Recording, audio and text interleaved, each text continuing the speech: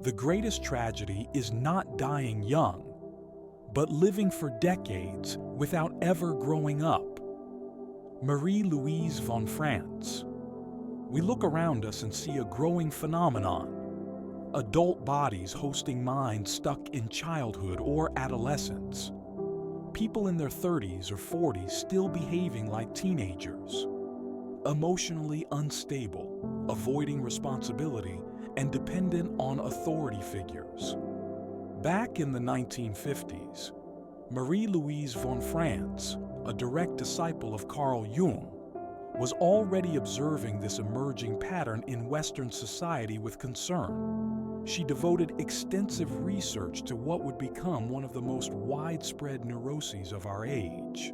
Von France borrowed a term from Roman mythology, Puer Aeternus, the eternal boy, to describe this psychological phenomenon. What once seemed like an isolated pattern has become a widespread social epidemic. The digital age, with its instant gratification and escapist virtual worlds, has only intensified this issue, which von France foresaw with striking accuracy. In her lectures on the Puer Aeternus, von France describes him as someone stuck in adolescent psychology far too long, traits that would be expected, even natural, in someone aged 17 or 18, become problematic when they persist into adult life, often accompanied by a deep dependency on the maternal figure. She predicted that this Puer Aeternus problem would spread globally in the decades to come, especially among men in modern Western society, and that prediction has proven remarkably accurate. Today, many young people struggle across multiple domains: academic, social, spiritual, economic, and relational. They remain in their parents' homes into their 20s or 30s, preferring the safety and comfort of the family nest to the challenge of independent life. The phenomenon of the adult teenager has become so common it no longer surprises anyone. Instead of building something meaningful, many retreat into the digital world. Pornography and video games serve as passive, childlike escapes. Given its breadth and depth, it's no exaggeration to say the Puer Aeternus may be the primary neurosis of the modern age. If you've seen signs of this eternal boy in yourself or someone you know, stay with this video until the end. I'll share a powerful antidote for those who recognize this pattern in themselves. You can call me Professor Lazaro, just a thinker sharing knowledge from a non-conventional life. Today, I'll present a psychological breakdown of the man-child and, drawing from Carl Jung, Sigmund Freud, Marie-Louise von France, and others, offer practical guidance toward a more responsible, fulfilling, successful, and above all, genuinely independent life. To fully understand the psychology of the Puer Aeternus, we must examine the conditions that give rise to this social pattern, namely, how a strong mother complex undermines the maturing process for many young people today. As von France rightly observed, the man with a maternal complex will inevitably struggle against his tendency to remain a Puer Aeternus. Throughout evolutionary history, mothers and fathers have held distinct yet complementary parenting roles.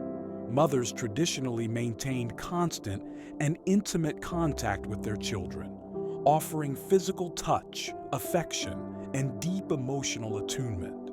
This intense maternal bond leaves a lasting emotional imprint, a psychological attachment that Jungian psychology calls the mother complex. The child's experience of the mother is internalized as a charged psychic cluster, often outside the conscious control of the ego.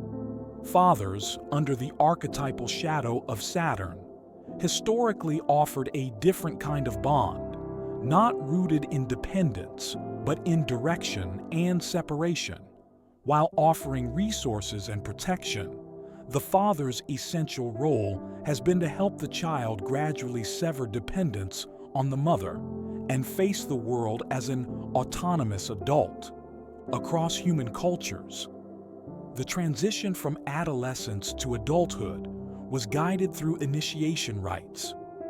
These rituals in every tradition served the purpose of physically, and later psychologically, separating the young from the maternal figure. These rites took place after puberty and were conducted exclusively by the elder men of the tribe. Female presence was strictly forbidden. In a classic initiation, as described by Mircea Eliade, elders, often dressed as gods or spirits, would forcibly remove the boy from his bed. It marked the last time he would see his mother for weeks or even months. They led him into a cave, simulated burial, or immersion in darkness. This symbolic death of childhood signaled the end of irresponsible innocence. It sent a clear message: returning to the maternal safety was no longer an option. Then came the symbolic rebirth. Elders shared sacred knowledge, then sent the initiate into the wild to survive for months. Only upon returning was he accepted as an adult. From that point on, immaturity and dependence were no longer tolerated. Given the intensity of these rites, it's clear that our ancestors understood how monumental the task of separating a boy from his mother truly was. Without structured interventions, today's youth rely mostly on their biological parents to guide them into adulthood. But many fathers are unequipped to provide that. To fulfill this role, the father must offer emotional presence, strength, and real-world competence. He must model values and purpose worth pursuing. To break from childhood comforts, a boy must believe that something meaningful awaits. Sons must watch their fathers engaging with the world, showing discipline, purpose, and resilience. They need their innate masculinity activated through both external modeling and verbal affirmation. In Under Saturn's Shadow, James Hollis cites a study showing that only 17% of American men recall having a positive relationship with their fathers. In most cases, the father was absent, physically or emotionally. Reflecting on this, Hollis wrote, "If this statistic is even close to accurate, then something great and tragic has occurred in one of nature's most critical balances. It's no surprise, then, that the man-child issue looms so large in our era. Worse still, the father's absence often amplifies the mother's role.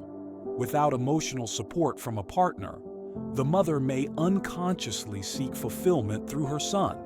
The result, the so-called devouring mother. Overprotective, intrusive, and unconsciously committed to keeping her son dependent. Even with the best intentions, such mothers manipulate their sons into long-term emotional dependence. Jung observed that a boy raised in this dynamic, never having ventured out alone, failed and learned, made decisions, or taken risks, will become a man unable to face life's demands. The natural drive for individuation, which involves fear, pain, and conflict, is replaced by a psychic force Jung called the spirit of regression, a longing to dissolve into the mother or a symbolic substitute. Such a man will not seek to grow. He will seek to return, not to life, but to safety, not to become a man, but to remain a boy. This is difficult material. Most avoid it for years. If you've watched to the end, it means you're truly committed to your growth. That's why we'll keep bringing tools and insights to help you reach your psychological fullness. If this content was valuable to you, please support us by liking the video, subscribing to the channel, and sharing it with someone who might need to begin their own journey of self-discovery and liberation from the Puer Aeternus,